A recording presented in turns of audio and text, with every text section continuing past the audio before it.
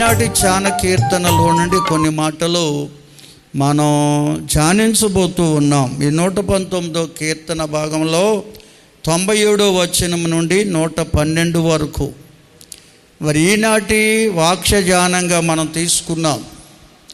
ఈ 97వ వచనం నుంచి 112 వరకు ఉన్నటువంటి వాక్య సారాంశాన్ని మనం ఈ దినమున ధ్యానించబోతూ ఉన్నాం.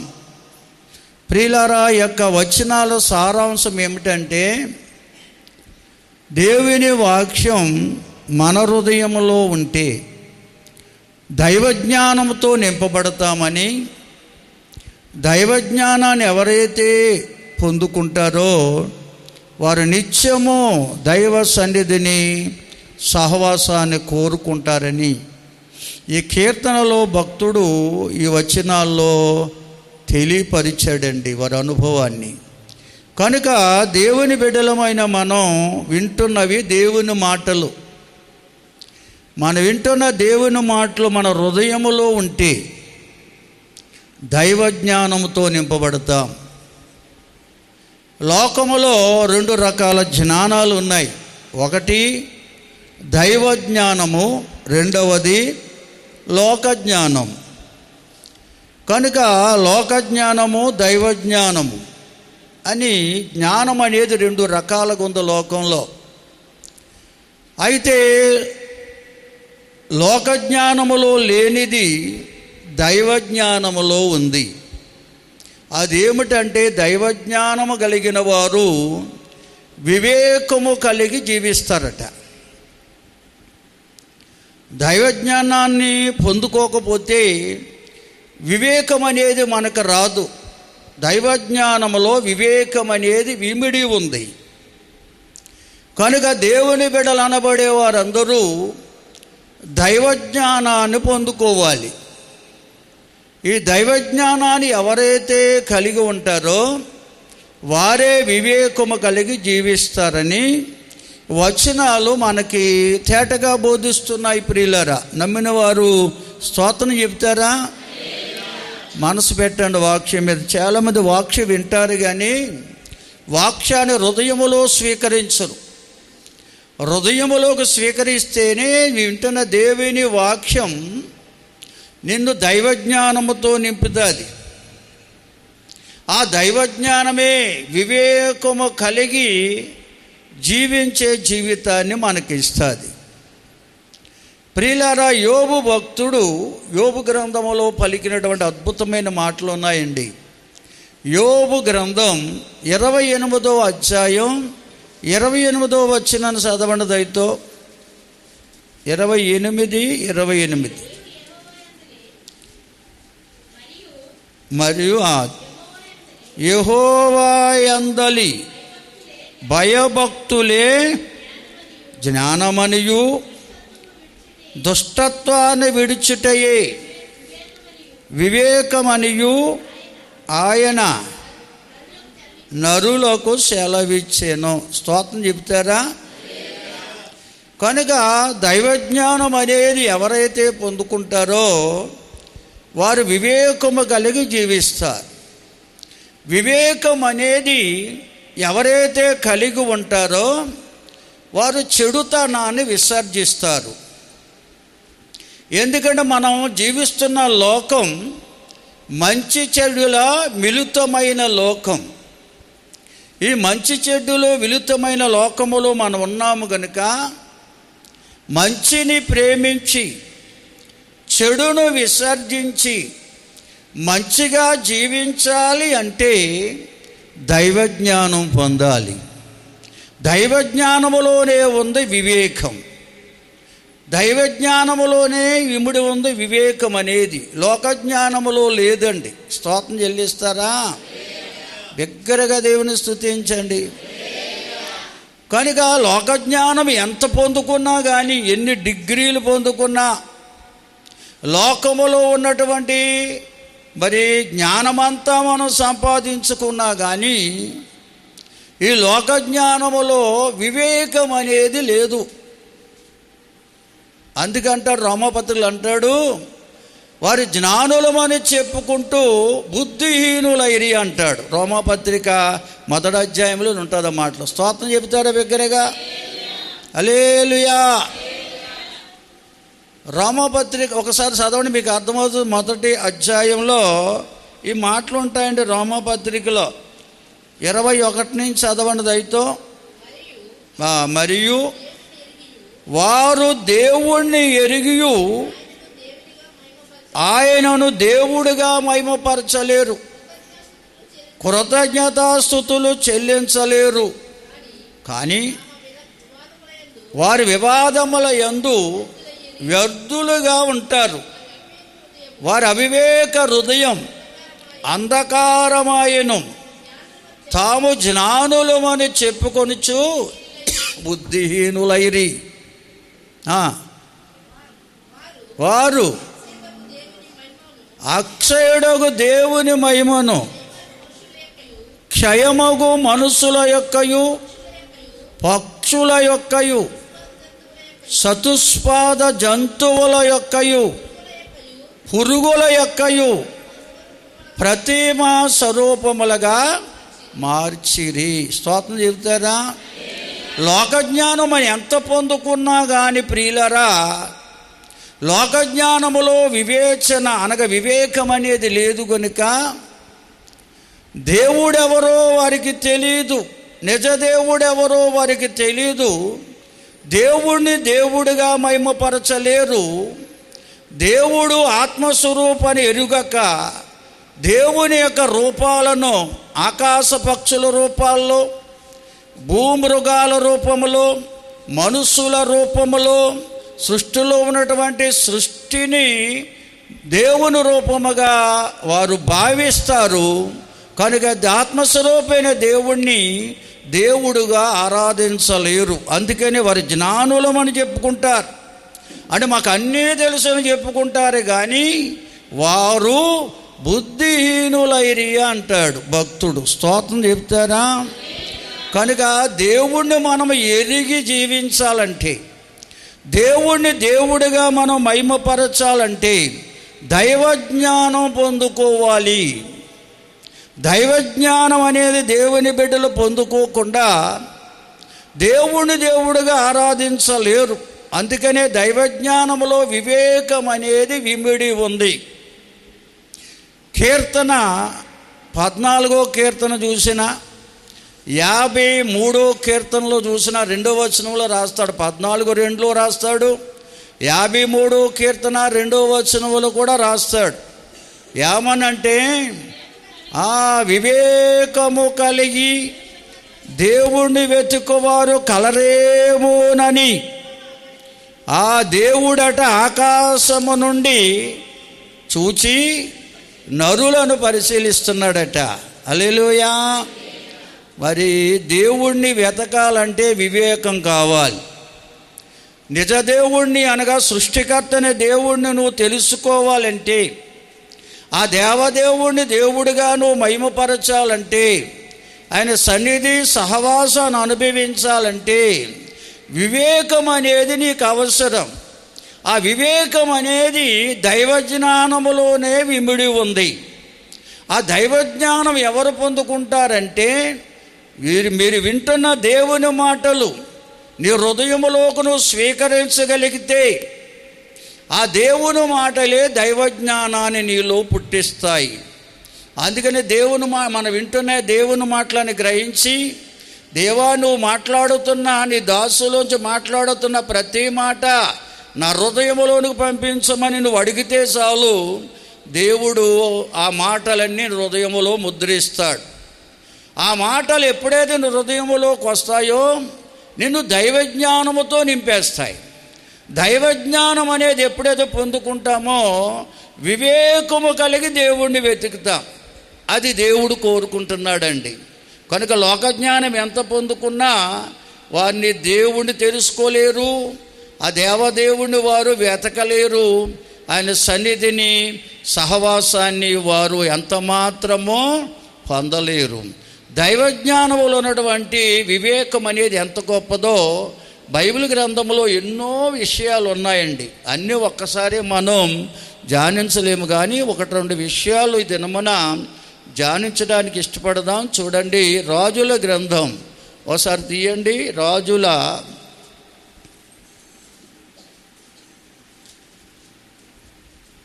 మొదటి గ్రంథం 3వ అధ్యాయం 23వ వచనం నుంచి చదవండి.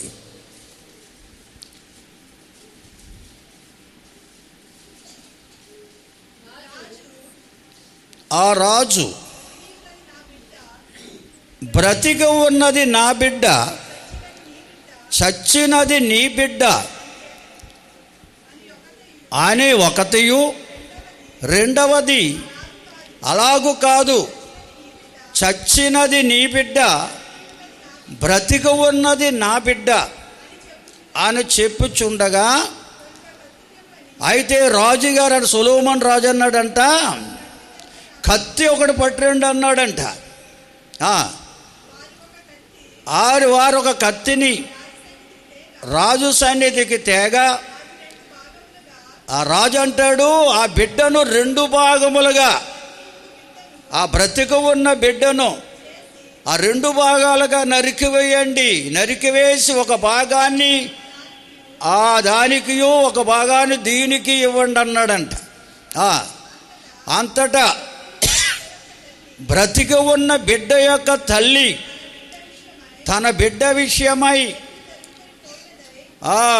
పేగులు తరుగుకొని పోయినదై రాజునొద్ద, నా ఏలినవాడా, ఆ బిడ్డను అంత మాత్రము చంపివేయకండి, దానికే ఇప్పించమని మనవి చేయగా, ఆ 2వ స్త్రీ, అది నాదైనను దానిదైనను కాకుండా చెరిసాగము చేయమని అని పట్టుపట్టిందంట ఆ స్త్రీ. అందుకు రాజు, బ్రతికి ఉన్న బిడ్డను ఎంత మాత్రము చంపకుండా ఆ మొదటి దానికే ఇయుడి, దాని తల్లి అదే అని తీర్పు తీర్చాను.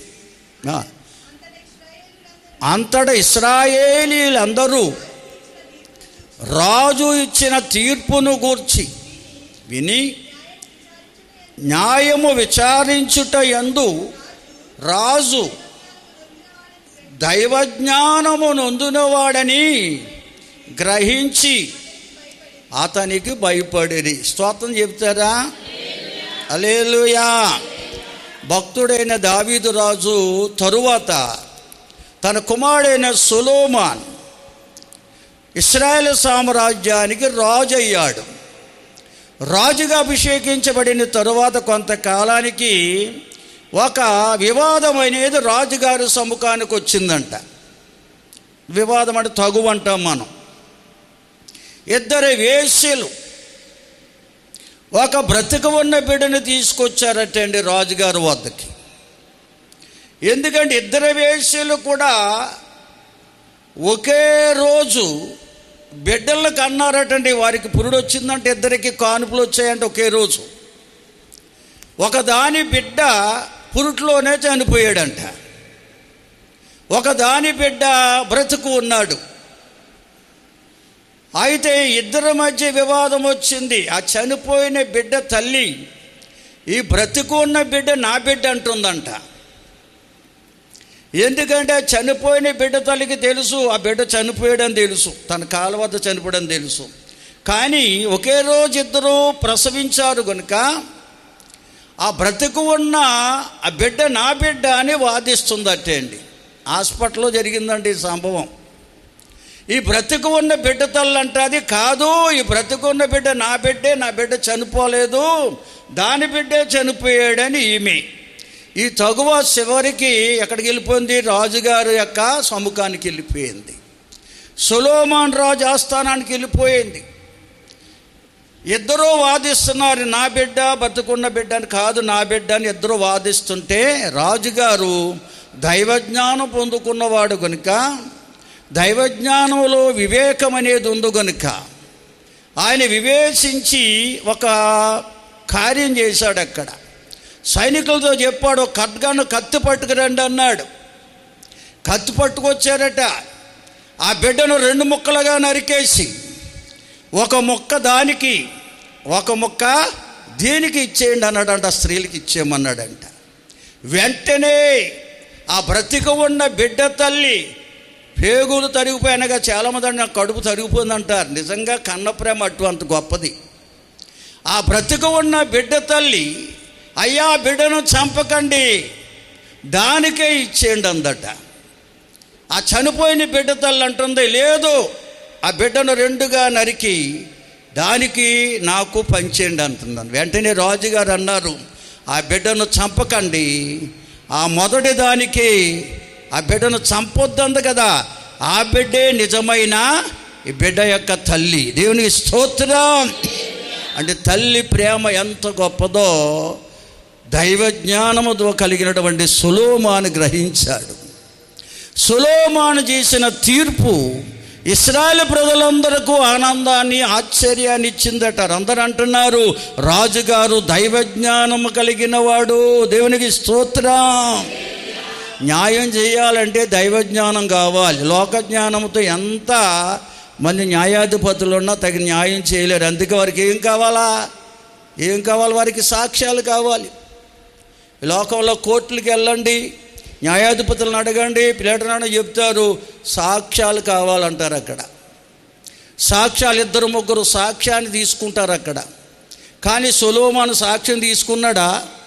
తీసుకోవాలా? స్తోత్రం చెల్లించండి అందరూ. సొలొమోనులో దైవ జ్ఞానం ఉంది కనుక ఏది మేలైనదో ఆయనకి తెలుసు. ప్రియులారా, వివేకము కలిగిన వాడు కనుక ఆ బిడ్డ తల్లి ఎవరో అందరి ఎదుట కూడా బహిర్గతం చేయగలిగాడు. దేవుని స్తోత్రం చెబుదామండి. అదండి దైవజ్ఞానం అంటే. దైవజ్ఞానం అంటే నిజమును నిర్భయముగా బయటికి తెస్తుంది. అందుకే లోకజ్ఞానంతోనే లోకమంతా పరుగులు తీస్తుంది. కోర్టులోకి వెళ్ళి చూడండి, అక్కడ న్యాయదేవతను విగ్రహం ఉంటుంది. ఎంతమంది కళ్ళు కప్పితేనే చేస్తారు వాళ్ళు. కనుక న్యాయానికి న్యాయదేవతను పేరు పెట్టి విగ్రహాన్ని పెడతారు. అక్కడ చేతిలో తక్కుడు ఉంటుంది.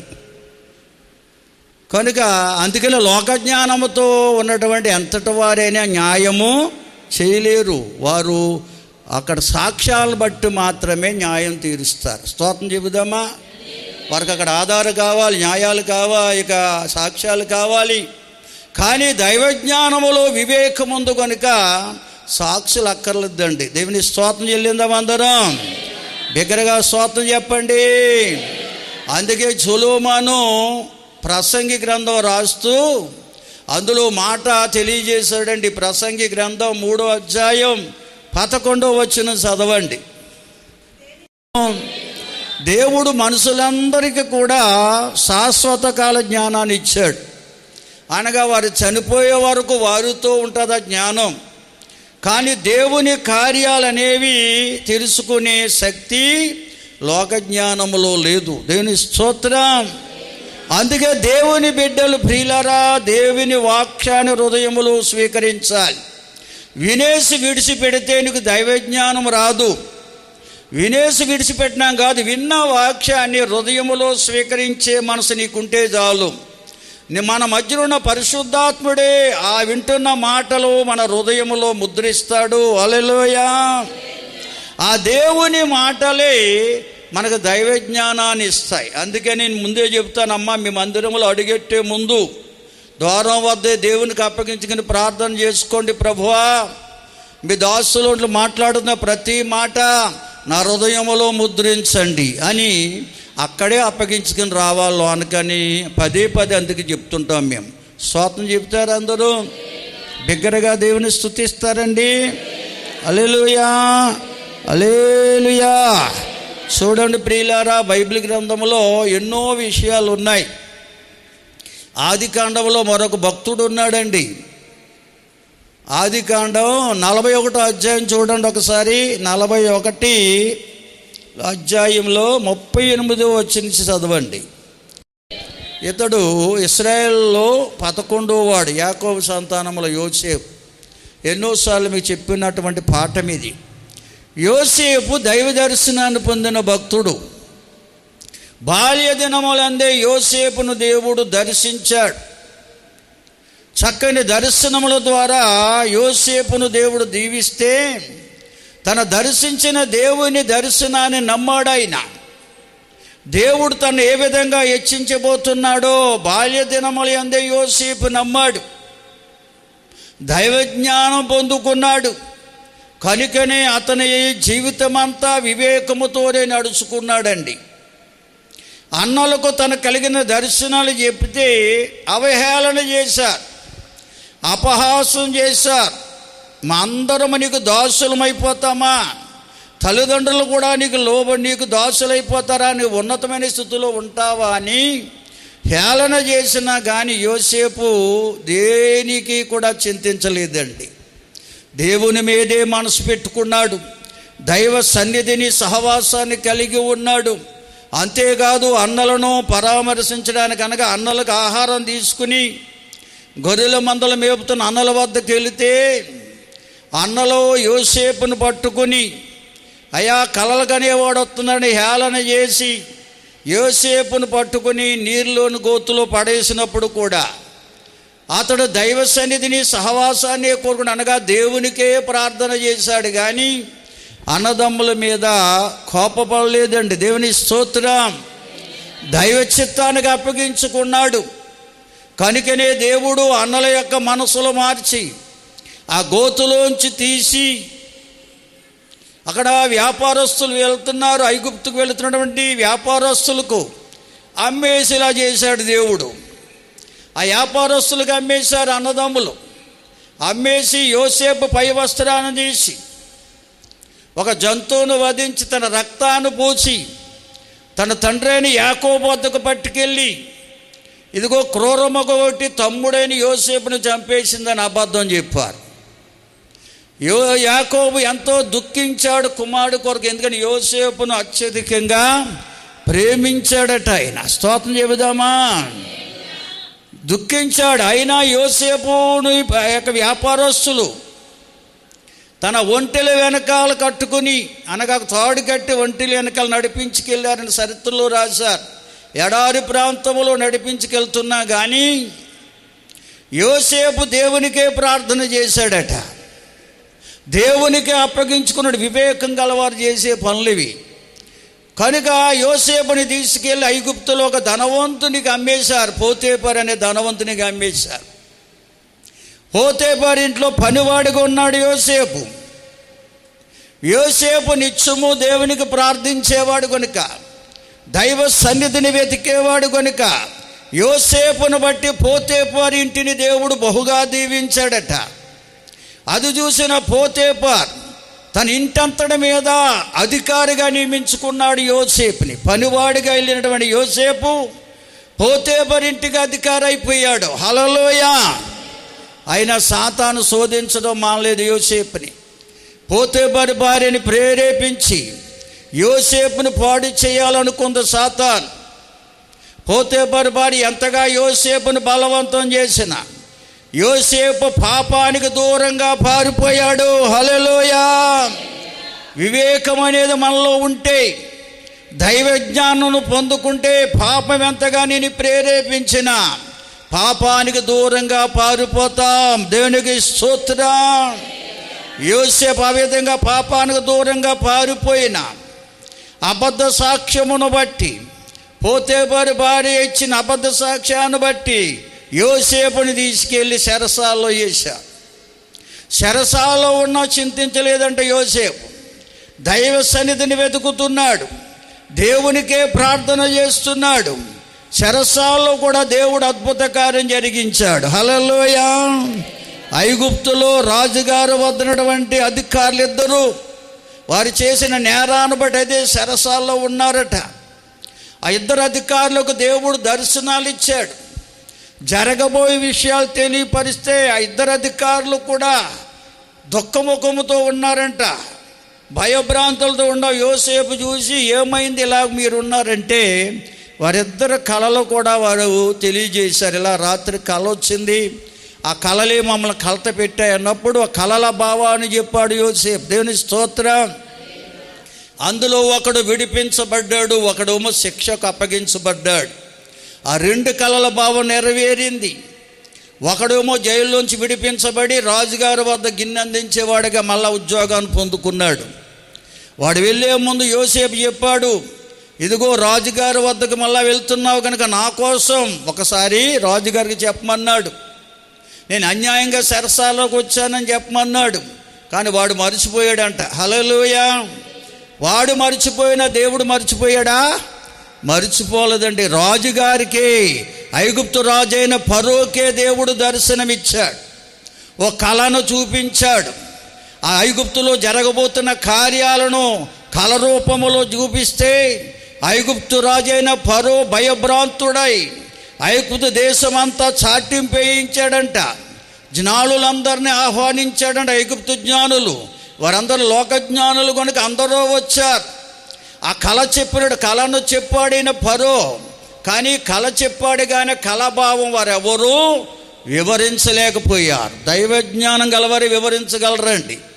లోక జ్ఞానంతో మనం ఎంతగా నింపబడినా దేవుడిచ్చిన దర్శనాల భావం చెప్పలేం. దేవుని స్తోత్రం చెబుదామా? బిగ్గరగా దేవుని స్తోత్రం చెల్లించండి. బిగ్గరగా స్తోత్రం చెబుదాం. హల్లెలూయా.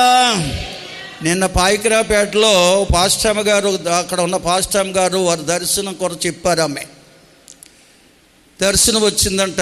దర్శనం ఏమని వచ్చిందంటే, అనేక చేపలు వీరి వద్దకి ఎగిసి పడుతున్నాయంటే అండి. చుట్టూ వచ్చి పడిపోతాయండి చేపలు వచ్చి పడిపోతుంటే అక్కడ మరొక పాస్టమ్మ గారు ఉన్నారు. వీరు ఆ పాస్టమ్మ గారితో వారికి పరిచయం, వారి కుటుంబాలతో, వారు అక్కడికి వెళ్ళినగా నుంచి ఉద్యోగరీత్యా ప్రాంతం వెళ్ళారు. వాళ్ళది అయిపోలవరమే.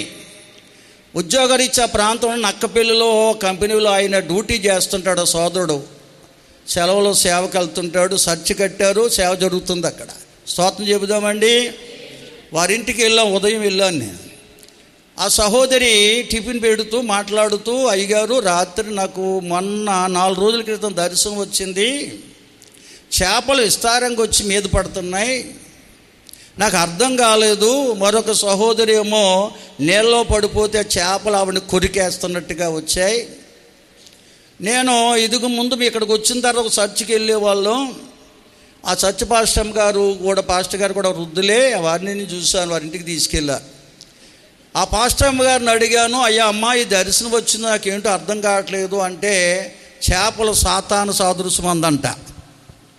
సాతాన్ని శోధించేస్తుంది బలంగా, కనుక నువ్వు జాగ్రత్తగా ఉండాలమ్మా అని చెప్పిందంట. ఆ పాస్టర్ గారిని అడిగితే అమ్మగారు చెప్పిందే కరెక్ట్ అని, అమ్మగారుకు వంత పడుతాడంట ఆయన. అమ్మగారు చెప్తుందే కరెక్ట్ అమ్మా అన్నాడంట. ఎవడు అప్పటి నుంచి కూడా వేదనతో ఉంది. 3 రోజులు అయిపోయిందంట. అయ్యగారు మరి ఎలాగొచ్చింది, అమ్మగారు ఎలా చెప్పారు, పలానా అమ్మగారు, వారి ఇంటికి కూడా మనం వెళ్దాం కాసేపు ఉండాక, మనం కట్టిన చర్చి పక్కన ఇల్లు అంది, దగ్గరలో అంది. సర్లే అమ్మ, మరి నాకు తెలిసిన జ్ఞానం ఏంటంటే చేపలు ఆత్మలకు సాదృశ్యం. దేని స్తోత్రం చెల్లించండి అందరూ. ఆత్మలకు సాదృశ్యం, కానీ సాతాను దర్శనం కాదది. మీరు ఆత్మల రక్షణ కొరకు ప్రయాసపడుతున్నారు కనుక అనేక ఆత్మలను ప్రభు మీకు వద్దకి పంపించబోతున్నాడు. దేవునికి స్తోత్రం. దగ్గరగా స్తోత్రం చెల్లించండి. కనుక లోకాసులతో నింపబడిన వారిని ఏం చేస్తారంటే చేపలు కొరికి తింటాయి. దైవ జ్ఞానంతో పొందుకుని దైవావేశం కలిగి ఆత్మల భారముతో పనిచేసే వారి మీదకి దేవుడు అనేక ఆత్మలు పంపిస్తాడమ్మా. మీ ప్రయాసకు దేవుడు గొప్ప ప్రతిఫలం ఇవ్వబోతున్నాడు, నువ్వు భయపడాల్సిన పని లేదు అన్నాను నేను. స్తోత్రం చెబుదామా? దగ్గరగా స్తోత్రం చెల్లించండి. అయ్యా ఈ అమ్మగారు నన్ను ఎంతో, పరంజ్యోతి అమ్మగారు నన్ను ఎంతో భయపెట్టేసిందండి బాబు, అప్పటి నుంచి నాకు అర్థం కావట్లేదు అని చెప్పేసి అమ్మగారు చెప్పారు. కనుక ఈ మాట చెప్పిన తర్వాత ఆ సహోదరి ముఖము 1000 క్యాన్లు లైట్ వల్ల వెలిగిపోయింది. స్తోత్రం చెబుదాం అందరం. దైవ దర్శనం అది. స్తోత్రం చెల్లిందాం అందరం. ఆ అమ్మగారు అందరూ సాతాను నేను శోధిస్తుంది ఆయన భయపెట్టేసిందంట. స్తోత్రం చెబుదామండి. కనుక దేవుని బిడ్డలు ఎప్పుడు దైవజ్ఞానం పొందుకోవాలి. హల్లెలూయా. ఇక్కడగా స్తోత్రం చెబుదారా? హల్లెలూయా. కనుక ప్రియులారా, దైవజ్ఞానంలో అంత శక్తి ఉందండి. అందుకని అంటాడు, లోకజ్ఞానం అనేది దేవుడు విస్తారంగా ప్రజలకు ఇచ్చాడు. ఈ లోక మానవులకు ఎంతో జ్ఞానాన్ని ఇచ్చి శాశ్వత కాల జ్ఞానాన్ని ఇచ్చాడు. కానీ దేవుని కార్యాలు తెలుసుకోవడానికి అవి ఏమాత్రమో సాటి రావు. హల్లెలూయా! బిగ్గరగా స్తోత్రం చెప్పండి అమ్మా. స్తోత్రం బిగ్గరగా చెప్తారా? హల్లెలూయా! అందుకే కొరింథీ మొదటి పత్రిక 2వ అధ్యాయం, మొదటి అధ్యాయంలోనే ఉంటుంది, ఒకసారి చూడండి. మొదటి అధ్యాయము 21 నుంచి చదవండి దయతో. కనుక లోకజ్ఞానముతో ఎంత భక్తి చేసినా దేవుణ్ణి తెలుసుకోలేము అని బైబిల్ చెప్తుందండి. అందుకనే దైవజ్ఞానం కావాలి. ప్రియులారా, లోకజ్ఞానముతో ఎంత భక్తి చేసినా దేవుణ్ణి తెలుసుకోలేం. ఈ దైవజ్ఞానం పొందుకుంటేనే దేవుణ్ణి తెలుసుకోగలం. అందుకని ప్రతి ఒక్కరూ కూడా దేవుణ్ణి తెలుసుకోవాలని దేవదేవుడు దైవజ్ఞానాన్ని మానవాళందరికీ ఇవ్వడం కొరకు ప్రియులారా 2025 సంవత్సరాల క్రితం భూలోకానికి మనుష్య కుమారుడిగా రావాల్సి వచ్చింది. హల్లెలూయా! ఆయనే దేవుని జ్ఞానం, ఆయనే దేవుని శక్తి, ఆయన పేరే ప్రభువైన యేసుక్రీస్తు వారు. హల్లెలూయా! క్రీస్తు యేసుగా భూలోకానికి ఎందుకు వచ్చారంటే మానవులందరూ దైవజ్ఞానంతో నింపబడాలని, దైవజ్ఞానాన్ని ప్రసాదించడానికి. లోకజ్ఞానంతో నింపబడిన మానవుల్లో దైవజ్ఞానాన్ని ప్రకాశింపచేయడానికి, వారు మనోనేత్రాన్ని వెలిగించడానికి భూలోకానికి శరీరధారిగా రావాల్సి వచ్చింది. వచ్చిన ఆయన చలవరి శిలువలో యాగమై, శిలువ యాగము ద్వారా మానవులో ఉన్న అజ్ఞానాన్ని, అవివేకాన్ని, అవివేకమనే అంధకారాన్ని తొలగించడానికి ఆయన శిలువకు అప్పగించుకోవాల్సి వచ్చింది. స్తోత్రం! కల్వరి శిలువ యాగము ద్వారా, ఆయన కార్చిన పరిశుద్ధ రక్తము ద్వారా మానవులో ఉన్న అజ్ఞానం అనే చీకటిని దేవుడు తొలగించాడు. హల్లెలూయా! అవివేకాన్ని తొలగించాడు, వివేకమును అనుగ్రహించాడు. అందుకని కల్వరి శిలువ విలువ ఎరిగిన వారమైతే ఆ శిలువలో యాగమైన ప్రభుకు నువ్వు అప్పగించుకుంటావు. ఆ ప్రభుకు నువ్వు అప్పగించుకుంటే ఆయన మాటలు నీ హృదయములోనికి పంపిస్తాడు. ఆ మాటలే దైవజ్ఞానముతో మనల్ని నింపుతాయి. ఆ మాటల్లోనే వివేకమనేది ఉన్నది. దేవునికి స్తోత్రం! యోహాను రాసిన మొదటి పత్రికలో 5వ అధ్యాయంలో ఈ మాట మనం చూడగలమండి. ఒకసారి చదువుతారా? యోహాను రాసిన మొదటి పత్రిక ప్రకటనకు ముందుంటా చూడండి. మొదటి పత్రిక 5వ అధ్యాయం 19 నుంచి చదవని దయతో. కనుక లోకమంతా దుష్టుని వశములో ఉంది, మనమైతే దేవుని సంబంధులం కనుక దైవజ్ఞానాన్ని పొందుకోవాలి. ఈ దైవజ్ఞానాన్ని ఇవ్వడం కొరకే ప్రభు అయిన క్రీస్తు యేసుగా భూలోకానికి వచ్చి కల్వరి శిలువ యాగము ద్వారా దైవజ్ఞానాన్ని మనకు ప్రసాదించాడు.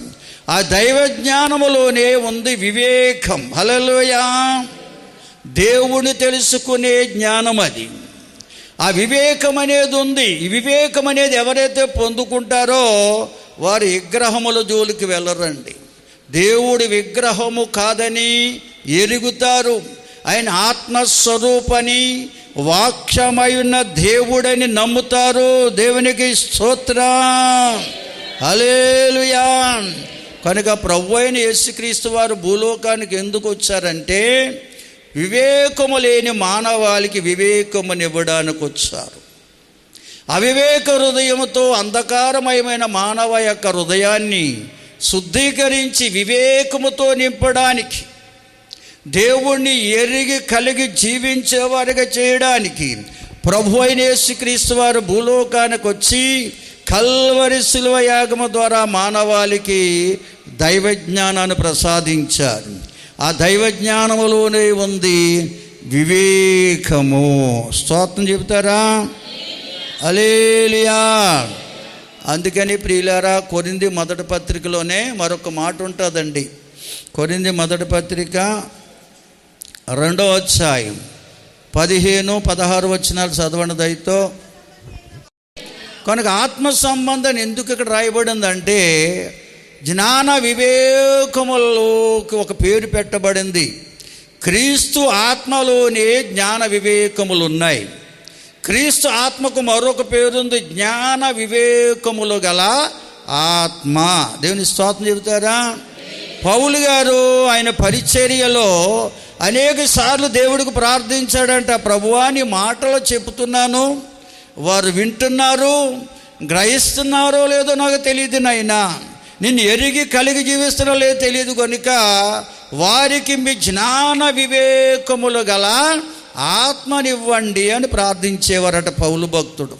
మా ప్రార్థన కూడా అదే, అయ్యా నీవు మాకు అప్పగించిన బిడ్డలందరికీ జ్ఞాన వివేకములు గల నీ ఆత్మనివ్వండి. దేవుని స్తోత్రం. క్రీస్తు ఆత్మ జ్ఞాన వివేకములు గల ఆత్మ. హల్లెలూయా. కనుక అది మనం పొందుకోవాలి. ఇటువంటి జ్ఞాన వివేకములు గల ఆత్మను మనం పొందుకుంటే మన అన్నిటినీ వివేచిస్తాం, మనం దేవుణ్ణి ఎరిగి కలిగి జీవిస్తాం.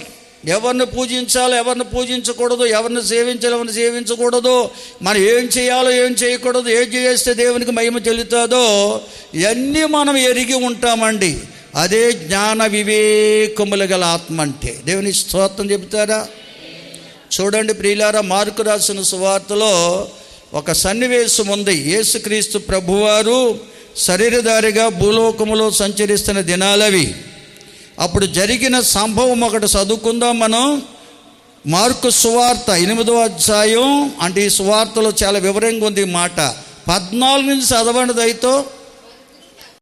2 చేతులు తెచ్చిన వాళ్ళు ఒకసారి బిగ్గరగా దేవుని వైపు ఎత్తి బోర్లోదండి.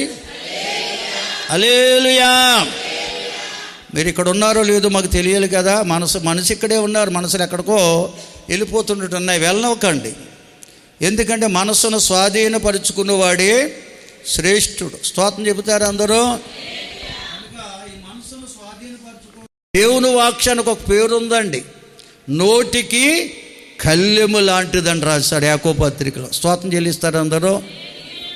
దేవుని వాక్యం మన నోటికి కళ్ళు వేస్తుంది, అంటే మన మనస్సును స్వాధీన పరుస్తుంది. వారికి ఓం శాంతి అంటే అర్థం అది. అసలు ఓం అంటే శబ్దం. వాక్యమైన దేవుడే మన మనస్సును స్వాధీనపరిచే శక్తిని ఇస్తాడు. అసలు ఆన్సర్ అదే. మనం చెప్పేది దేవుని వాక్యమే ఇక్కడ. స్తోత్రం చెల్లించండి అందరూ. కనుక దేవుని వాక్యమే మన మనస్సును మనం స్వాధీనపరుచుకునే శక్తిని ఇస్తుంది. ఎన్ని చెడు కార్యాలు చూసినా, చెడు మాటలు విన్నా, చెడు దృశ్యాలు మన కంట పడినా, మన మనసును చెదిరిపోకుండా కాపాడేది, మన నోటికి కళ్ళెమి వేసేది దేవుని వాక్యమే. స్తోత్రం చెబుతానండి. కనుక యేసు ప్రభువారు భూలోకములో సంచరిస్తున్న దినాలవి. ఒక రోజున ఒక దోణి మీద ఎక్కి యేసు ప్రభువారు వారితో కలిసి ఆయన శిష్యులు అనబడే 12 మంది కూడా ఆ దోణి మీద ప్రయాణమై వేరే స్థలానికి వెళ్తున్నారట. నది దాటి వెళ్ళాలి. వెళ్తున్నప్పుడు ఆ దోణిలో కూర్చున్నటువంటి యేసయ్య శిష్యులందరూ సనుక్కుంటున్నారంట. యేసయ్య ఉన్నాడు వారితో, కానీ వారు సనుక్కుంటున్నారు. ఎందుకు సనుక్కుంటున్నారంటే, అయ్యో మనం ఈ ప్రయాణములో ఆకలేస్తే తినడానికి రొట్టెలు మరిచిపోయాం తేవడం. మనందరి దగ్గర ఎతికితే ఒకే ఒక రొట్టె ఉందనుకున్నారంట. ఎతుక్కుంటున్నారు, మీ బ్యాగ్లో ఉందా, మీ బ్యాగ్లో ఉందా అని ఎతుకుతున్నారు. అందరి బ్యాగ్లో ఎతికితే ఒక రొట్టె దొరికిందంటే యేసయ్య అన్నీ చూస్తున్నాడు. వీరేమో సనుక్కుంటున్నారు, అయ్యో రొట్టెలు మర్చిపోయాం, ఆకలేస్తే ఎలాగా, రొట్టెలు మర్చిపోయావు, నువ్వన్నా జ్ఞాపం చేసావు కాదు, నువ్వన్నా. ఒకరినొకరు అనుకుంటున్నాడు. చూశాడు యేసయ్య. చూసి, మీలో పరిసయ్యుని పులిపిండి ఉందేమో, శాస్త్రుల పులిపిండి ఉందేమో చూసుకోండి అన్నాడు. ఆయన భాష అలా ఉంటుంది. అంటే పరిసయ్యుల భక్తి, శాస్త్రుల భక్తి చేస్తున్నారు మీరు. దేవుని కొరకు చెప్తారు కానీ దేవుని శక్తిని మీరు ఎరగరు వారు.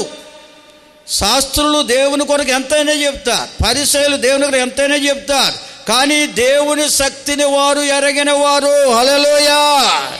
మీరు నాతో ఉన్నారు, నేను చేసే కార్యాలు ఎన్నో చూస్తున్నారు, అయినా నేనెవరనో ఇంకా మీరు గ్రహించలేదు, వివేచించలేదు. ఇదిగో నేను 5 రొట్టెలు 2 చేపలు విరిచి మీకు ఇచ్చినప్పుడు ఎంతమంది తిన్నారు? మిగిలిన ముక్కలు ఎన్ని గంపలు ఎత్తారు అని అడిగారు. ఏమన్నారు వాళ్ళు? 12 గంపలు ఎత్తామండి అన్నారు. మరి ఇంకా మరొకసారి చేశాను, ఏంటది? 7 రొట్టెలు కొన్ని చేపలు విరిచి మీకు ఇచ్చినప్పుడు అనేక మంది తినగా మిగిలిన ముక్కలు ఎన్ని గంపలు ఎత్తారు అన్నారు. ఎన్ని గంపలు అన్నారు? అక్కడ వచనాల్లో ఉంది కదండి, మళ్ళీ చదవండి అక్కడ ఒకసారి. వాళ్ళే చెప్పారు జవాబు. నా వైపు చూస్తున్నారు, వాక్సం వైపు చూడట్లేదు మీరు. ఇంటి దగ్గర చదవరు, ఇక్కడ చూడరు. అయ్యయ్యో, నేను 5,000 మందికి 5 రొట్టెలు విరిచి పంచిపెట్టినప్పుడు మిగిలిన ఆ ముక్కలు ఎన్ని గంపలు నిండా ఎత్తిరని వారిని అడిగగా వారు 12 అని చెప్పిరి. ఆ 4,000 మంది 7 రొట్టెలు నేను విరిచి పంచిపెట్టినప్పుడు ఎన్ని గంపలు ఎండ ఎత్తారంటే 7 అనిరి. స్తోత్రం చెల్లించండి అందరూ, బిగ్గరగా స్తోత్రం చెప్పండి. హల్లెలూయా. కనుక ఇది సంఘ పెద్ద గారు ఎవరు, పాస్టమ్ గారు ఎవరో చెప్తే కదా అందరూ చెప్పగలగాలి. దీన్ని చదువక్కర్లేదండి, వినే మనసు ఉంటే చాలు. ఆ మాటలు మీ హృదయంలో నిలిచిపోతాయి. వినే మనసు కావాలి. మందిరానికి వస్తే సరిపోదు, నీ మనసు దేవుని మీద అప్పగించుకోవాలి. నీ మనసు దేవునికి అప్పగించుకుంటే ఆయన దాసులోంచి మాట్లాడిన ప్రతి మాట నీ మనసులో, నీ హృదయంలో ముద్రించేస్తాడు పరిశుద్ధాత్ముడు. విన్న మాట మరిచిపో. చూడ, లోక మాటలు ఎన్నో వింటాం, ఎప్పుడో విన్న మాట ఇప్పుడు కూడా మనకు జ్ఞాపకం వస్తుంది. లోకపు మాటలు మాత్రం మనసు ఇచ్చేస్తా. ఆ పనికి మాలది అప్పుడు ఆ మాట అంది, నేను చచ్చే వరకు మర్చిపోనని మాట్లాడదు. స్తోత్రం చెల్లించండి అందరూ. మరి దేవుని మాటలు ఎందుకు మీరు మర్చిపోతున్నారంటే దేవుని మాటలకు మనసు అప్పగించుకోవట్లా, లోకం మాటలకే మనసు అప్పగించుకున్నవారు ఉన్నారండి. అలాగే వీరు కూడా యేసయ్య శిష్యులు. యేసయ్య చేసిన అద్భుతాలు ఎన్నో చూశారు, కానీ యేసు యొక్క శక్తిని గ్రహించలేని స్థితిలో ఉన్నారు. హల్లెలూయా. రొట్టెలు లేవే అని దుఃఖిస్తున్నారట. అప్పుడు అంటాడు, మీరు ఇంకా గ్రహించలేదా? నేను ఎవరినో ఇంకా మీరు ఎరిగి ఉండలేదా? దేవుని స్తోత్రం. హల్లెలూయా. మనం ఆరాధిస్తున్న దేవుడు లేని వాటిని ఉన్నవాటిగా చేసేవాడు, సమస్తమును సమకూడు జరిగించేవాడు. ఆయన మహిమలో మన ప్రతి అవసరత తీర్చేవాడు. హల్లెలూయా. ఏ మేలు కొదువ కొరత రానిచ్చేవాడు కాదండి.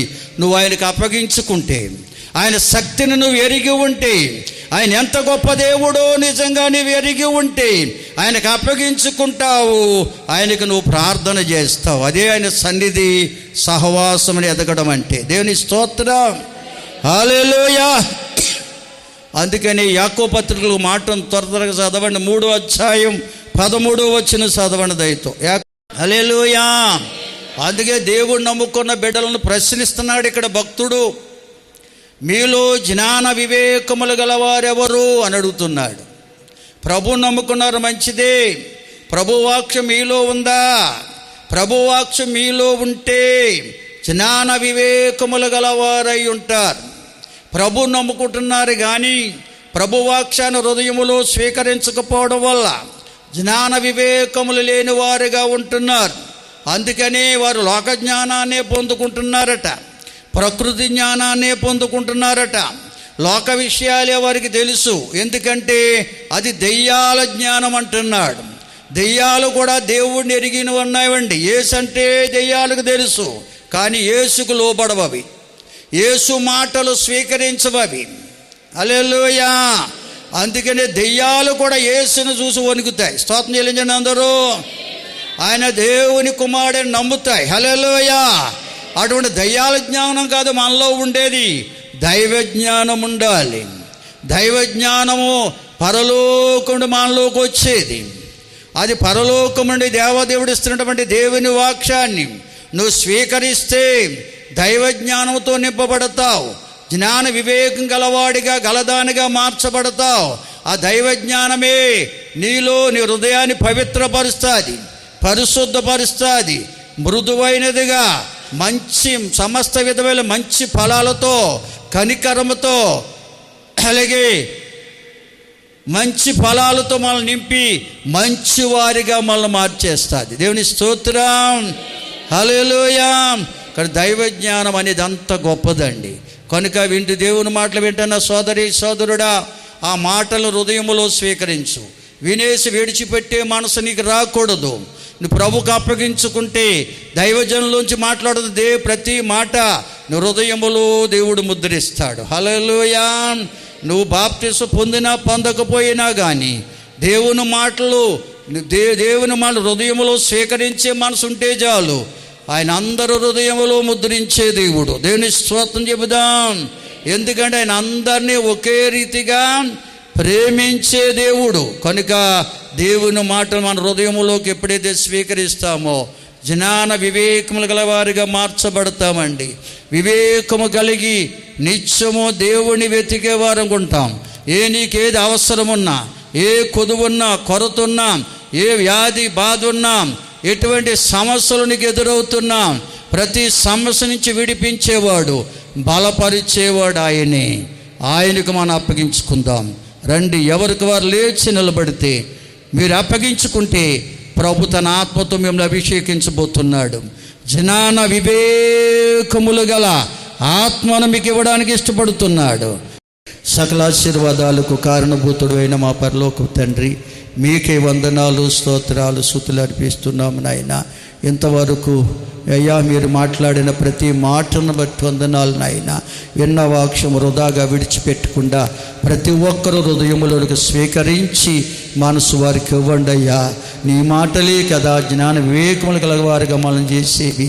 మాకు ఎదురవుతున్న సమస్యల్లో, కొదువుల్లో, కొరతల్లో, ప్రతి అవసరతల్లో, వ్యాధి బాధల్లో కూడా విడిపించే నీ సన్నిధిని, సహవాసాన్ని నిత్యము వెదికి పొందుకునే అనుభవం ప్రతి బిడ్డకు మీరు అనుగ్రహించండి నాయన.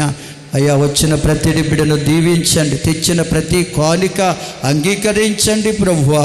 ఎవరి సమస్యలో ఉన్నారో, ఏ వ్యాధి బాధలు, ఏ కలవరం వారిని కుటుంబాన్ని కలవరపెడుచుందో నాయన, ప్రతి చింత నుంచి తొలగించి చెంత నిలిచే దేవుడు కదా నాయన. నీకు వందనాలు. రోగిని స్వస్థపరచండి, బలహీనలు బలపరచండి. గర్భఫలం కొరకు ఎదురు చూస్తున్న బిడ్డలు ఎందరో ఉన్నారు ప్రభువా, కనికరించయ్యా. వారి గర్భఫలం ఇచ్చి దీవించు నాయన. గర్భవతులు ఉన్నారు ప్రభువా, సుఖ కానుపులు ఇవ్వండి. గర్భంలో పెరుగుతున్న శిశువులను ఆరోగ్యాలతో నింపునైనా మీకు వందనాలు. బాలింతలకు బలం, చిన్న బిడ్డలపై దయాకిడిని ఉంచండి. యవనస్సులు, సండే స్కూల్ బిడ్డలను దీవించండి. వివాహ ప్రయత్నం వారికి మార్గాలు తెరవండి. వివాహమైన వైవేక జీవితాలు సుఖమయించండి నాయన. మా గృహంలో జరగబోతున్న 24వ తారీఖున జరగబోతున్న వివాహం ఆశీర్వాదకరంగా నీ నామానికి మహిమగా జరగడానికి కృపను దయచేయి తండ్రి. నీకు వందనాలు చెల్లిస్తున్నా. వివాహం కలిసిన బిడ్డలు ఉన్నారు, మార్గాలు తెరవమని అడుగుచున్నాం.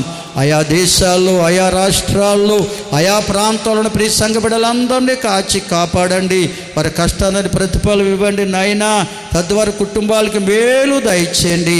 విద్యా సంవత్సరములు ఆయా తరగతులు చదువుతూ ఆయా ప్రాంతాల్లో ఉంటున్న సంఘ బిడ్డలు జ్ఞాపకం చేసుకోండి. జ్ఞానము, జ్ఞాపక శక్తి, ఆరోగ్యములను ఇచ్చినైనా మంచిగా ఎగ్జామ్స్ రాసి మంచి మార్కులతో పాస్ అయి ఉన్నతమైన చదువుల కొరకు వారిని సిద్ధపరచమని అడుగుచున్నాం తండ్రి.